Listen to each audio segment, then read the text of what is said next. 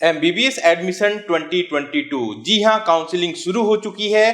कहाँ शुरू हुई है? एक ऐसे राज्य में जहाँ देश के सबसे सस्ते प्राइवेट कॉलेजेस मौजूद हैं। क्या है लास्ट डेट, एप्लीकेशंस कैसे भरने हैं, कट ऑफ क्या रहती है और फीस की डिटेल्स क्या है, ये सारी जानकारी मिलेगी आपको आज के इस वीडियो में। नमस्कार, मैं हूं प्रभाकर भारती, मेडिकल काउंसलर। आप सभी का स्वागत करता हूं। जैसा कि आप सब जानते हैं, अभी भी कुछ एक राज्यों में 2021 सेशन के लिए एमबीबीएस की काउंसलिंग जारी है, लेकिन एमबीबीएस 2022 के लिए नीट के एप्लीकेशन फॉर्म्स भी जारी हो चुके हैं और इसके साथ साथ नोटिफिकेशन आ चुकी है एक ऐसे राज्य से जहां देश के सबसे सस्ते प्राइवेट कॉलेजेस मौजूद हैं। ऐसा पहली बार नहीं हो रहा है। हर एक साल कुछ ऐसे राज्य हैं या फिर कुछ ऐसे इंस्टीट्यूशंस हैं जिनकी काउंसलिंग नीट के एग्जाम या रिजल्ट से काफी पहले शुरू हो जाती है। मैं बात कर रहा हूं केरल राज्य की, जहां पे 2022 एमबीबीएस एडमिशन के लिए नोटिफिकेशंस ऑलरेडी जारी हो चुके हैं। 6 अप्रैल को ही ये नोटिफिकेशन आ गए थे। जो लास्ट डेट है वो 30 अप्रैल शाम 5 बजे तक है। बताना चाहूंगा कि केरल पहले क्लोज स्टेट था, 2019 में पहली बार ओपन हुआ और इसके बाद से ये पूरे देश में सबसे कम फीस वाला राज्य बन गया है। जो फीस की डिटेल्स है वो वीडियो के आगे के हिस्से में जानेंगे, कट ऑफ भी आगे के हिस्से में जानेंगे। सबसे पहले मैं आपको बता देता हूं कि वर्तमान में केरल राज्य में लगभग 20 प्राइवेट मेडिकल कॉलेजेस हैं। इनमें 2250 सीटें हैं और इन 2250 सीटों का जो 15% है ये ऑल इंडिया कोटा ओपन है, यानी कि दूसरे राज्य के कैंडिडेट भी इन सीट्स के लिए अप्लाई कर सकते हैं। जो एडमिशंस होंगे वो प्योरली मेरिट के बेसिस पे होंगे और जो मेरिट होगी वो आपके नीट 2022 के जो एग्जाम्स होंगे उसके रिजल्ट के बेसिस पे आपके ऑल इंडिया रैंक के बेसिस पर निर्धारित की जाएंगी। केरल की जो ऑफिशियल वेबसाइट है वो नोट कर लीजिए, cee.kerala.gov.in। इसी वेबसाइट पे लॉगिन करके आपको प्रोस्पेक्टस में सारी की सारी जानकारी मिल सकती है और यहीं पे आपको लिंक मिलेगा जहां पे आपको 2022 काउंसलिंग के लिए अप्लाई कर देना है। आप एमबीबीएस के साथ साथ जो अदर मेडिकल कोर्सेस हैं, जैसे कि जो आयुष के कोर्सेस हैं या फिर जो बीवीएससी के कोर्सेस हैं, इनके लिए भी इसी लिंक से अप्लाई कर सकते हैं। मैं आपको बता दूं कि जो एप्लीकेशन है वो फेज 1 में टोटल 5 स्टेप में होगा। पहले स्टेप में आपको रजिस्ट्रेशन करना है, जिसके लिए आपको एक मोबाइल नंबर और एक ईमेल आईडी की जरूरत पड़ेगी। मैं आप सभी कैंडिडेट को सलाह देता हूं कि एक कॉमन मोबाइल नंबर आप यूज करेंगे नीट के फॉर्म में भी, और जिस भी राज्य में आप काउंसलिंग करेंगे उन सभी राज्यों में इस बार भारत सरकार ने एक संदेश ऐप की सुविधा दी है। इस ऐप को डाउनलोड कर लें। इस ऐप के माध्यम से भी आप जितनी भी काउंसलिंग करेंगे उनके क्विक अपडेट्स और जो ओटीपी हैं वो आपको मिलती रहेंगी। तो फेज 1 में जो रजिस्ट्रेशन है वो 5 स्टेप के हैं। स्टेप 1 में आपको मोबाइल नंबर और ईमेल आईडी से रजिस्ट्रेशन करना है। स्टेप 2 में आपको एप्लीकेशन फॉर्म को भरना है। जो भी डिटेल्स यहाँ पे मांगा गया है उसे आप वहां पे भर देंगे।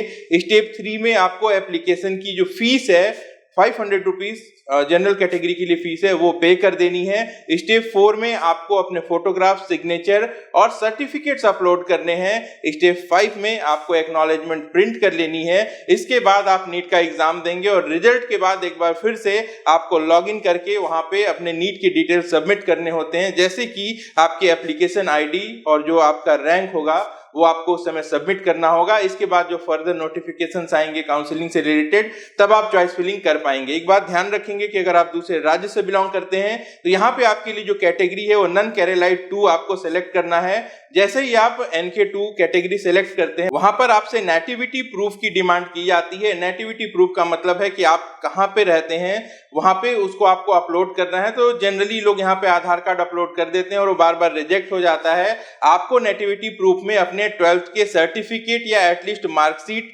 वहां पे अपलोड करनी है, जिससे साबित होगा कि आप कौन से स्टेट से बिलोंग करते हैं। फिर से दोहरा देता हूं, आधार कार्ड का यूज नहीं करना है। नेटिविटी प्रूफ में अगर आपका पासपोर्ट बना हुआ है तो आप अपना पासपोर्ट भी वहां पे डाल सकते हैं, और अगर पासपोर्ट भी ना हो और आप अपीयरिंग हैं 12 में तो ऐसे में आप वहां पे अपना बर्थ सर्टिफिकेट भी डाल सकते हैं। एक और बात है कि आप बार बार लॉग इन करके चेक कर सकते हैं, अगर किसी के सर्टिफिकेट में, फोटोग्राफ में या फिर सिग्नेचर में कोई कोई प्रॉब्लम होती है तो एक मेमो वहां पे नोटिफिकेशन में दिखाई देता है, उस पर क्लिक करके आप इसे टाइम टू टाइम एडिट कर सकते हैं। तो अभी काफी लंबा वक्त बाकी है, नीट के एग्जामिनेशंस जो है वो जुलाई में होंगे, इसके बाद प्रोबेबली जो काउंसलिंग है अगर सब कुछ ठीक रहा तो अगस्त के लास्ट वीक में शुरू हो सकती है। लेकिन केरल एक ऐसा राज्य है जहां पे फीस बहुत ज्यादा कम है, और जो खास बात है सबसे ज्यादा वो ये है कि 2021 में इसकी जो कट ऑफ रही थी वो सबसे ज्यादा लोअर साइड में देखने को मिली थी। तो एक बहुत अच्छी अपॉर्चुनिटी है जहां एक तरफ बातें हो रही हैं फीस को लेकर। सबसे पहले जो अनाउंसमेंट हुई थी कि 50% प्राइवेट की सीट की फीस कम हो जाएगी, इसका जो सबसे नेगेटिव इंपैक्ट 2021 के एकेडमिक सेशन में देखने को मिला वो ये था कि शुरुआत से सब कुछ ऐसा चल रहा था जैसे कि बहुत सारी सीटें जो हैं वो अनक्लेम्ड थी, हाई फीस पे लोग जाना नहीं चाह रहे थे। लेकिन जैसे ये अनाउंसमेंट आती है कि 2022 से जो फीस है वो 50% प्राइवेट सीट की सरकारी हो जाएगी, यानी कि बहुत ज्यादा कम हो जाएगी, तो इसका एक रिवर्स इंपैक्ट भी देखने को मिला। ये भी एक मैसेज गया कि जो बाकी बची हुई सीटें हैं उन पे फीस डबल हो जाएगी, और इस साल एक महीने में 180 डिग्री का चेंजेस आया, जो कि कॉलेजेस जिनकी फीस हाई थी, जिनको कोई भी कैंडिडेट ऑप्शन में नहीं ले रहे थे, उन सारे कॉलेजेस ने काफी ज्यादा हाई फीस पर अपनी सीटें फिलअप की हैं। ऐसे में 2022 के लिए अगर तैयार हो रहे हैं तो ये 50% वाली बात कब लागू होगी इस पे कोई भी स्पष्ट नोटिफिकेशन नहीं है। ऐसे में आपको ये करना है कि जितने भी ओपन स्टेट्स हैं वहां पे टाइमली आपको काउंसलिंग में खुद को रजिस्टर कर लेना है, ताकि आपके स्कोर पे जो सबसे बेस्ट प्रोबेबिलिटीज हैं वो बनी रहें। चलिए अब लौटते हैं, मैं आपको बताता हूं फीस स्ट्रक्चर केरल का क्या रहता है। सबसे पहले 2019 में सुप्रीम कोर्ट के आदेश के बाद केरल एक ओपन स्टेट हुआ था। इस समय में यहाँ पे सारे कॉलेजेस की जो एवरेज फीस है वो 5,50,000 रही थी। कट ऑफ जो है ये काफी ज्यादा थी, सरकारी कॉलेजेस के कट ऑफ से कुछ 10-12 नंबर कम कट ऑफ ही देखने को मिली थी। 2022 में यहाँ पे जो फीस है इसे बढ़ा के लगभग 6.5 लाख रुपए कर दिया गया, लेकिन यहाँ पे हाई कोर्ट का दखल हुआ और अचानक से ज्यादातर कॉलेजेस की फीस बढ़कर 12 लाख से लेके 18 लाख रुपए तक हो गई। हालांकि बाद में सरकार ने इसे चैलेंज किया, 4 कॉलेजेस की फीस कम हो गई, बाकी की फीस भी रिवाइज हुई। लेकिन 2021 में कोविड के इंपैक्ट को देखते हुए ये डिसीजन लिया गया कि जो 2020 की जो इनिशियल फीस थी 6.5 लाख रुपए की, उस पर 6% का इंक्रीमेंट करके फीस निर्धारित कर दी जाएगी। तो कुल मिला के 2021 में जो फीस है वो 6,95,000 रुपए पर ईयर की रही। हालांकि कैंडिडेट्स को पहले से ये पता नहीं था कि फीस जो बढ़ गई है वो इतनी ज्यादा कम हो जाएगी।